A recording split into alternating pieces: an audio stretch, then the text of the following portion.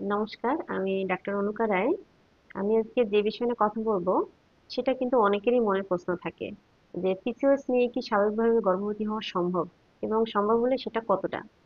আমি প্রথমেই যেটা বলতে চাই সেটা হলো পিসিওএস চিকিৎসা শুরু করার আগেই কিন্তু আমাদের জীবনযাত্রার মানটা পরিবর্তন করতে হবে, মানে উন্নত জীবনযাত্রা মেনটেন করতে হবে। এরপরে আসা যাক একজন ভালো ফার্টিলিটি ডক্টরের আন্ডারে থেকে চিকিৎসা এবং জীবনযাত্রার মান পরিবর্তন করলে 70 থেকে 80% ক্ষেত্রে কিন্তু গর্ভবতী হওয়া সম্ভব।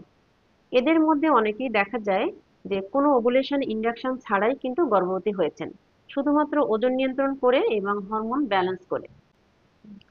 পিসিওএস এর ক্ষেত্রে স্বাভাবিকভাবে গর্ভবতী হওয়া সম্ভব হলেও কিছু কিছু ফ্যাক্টর আছে, ইতিবাচক ফ্যাক্টর, যেগুলোর সম্ভাবনাকে আরো বাড়িয়ে দেয়।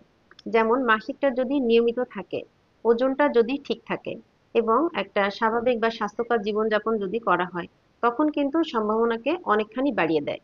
আবার কিছু কিছু ফ্যাক্টর আছে যে ফ্যাক্টরগুলা আমাদের সম্ভাবনাকে কমিয়ে দেয়। যেমন একটা অস্বাস্থ্যকর জীবনযাপন, ওজন অনেক বেশি বেড়ে যাওয়া এবং অনিয়মিত মাসিক বা মাসিক একেবারে বন্ধ থাকা।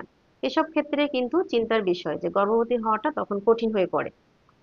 অনেক নারী দেখা যায় পিসিওএস থাকা সত্ত্বেও দীর্ঘদিন যাবৎ মাসিক অনিয়মিত হলেও বা একেবারে বন্ধ থাকলেও তারা কিন্তু একজন ভালো ফার্টিলিটি ডক্টরের কনসালটেশনে এসে গর্ভধারণ করতে সক্ষম হয়। এটা কিভাবে সম্ভব হয়? যে নিয়মিত খাদ্যাভ্যাস বা একটা ব্যালেন্স ডায়েট এবং লাইফস্টাইল মডিফিকেশন করে এবং চিকিৎসা নিয়ে। হুম। তাহলে আমাদের কিন্তু এটা পথ চলাটা দীর্ঘ হতে পারে, কিন্তু এর ফলাফল সুন্দর হতে পারে। সবাই ভালো থাকবেন, সুস্থ থাকবেন। ধন্যবাদ সবাইকে।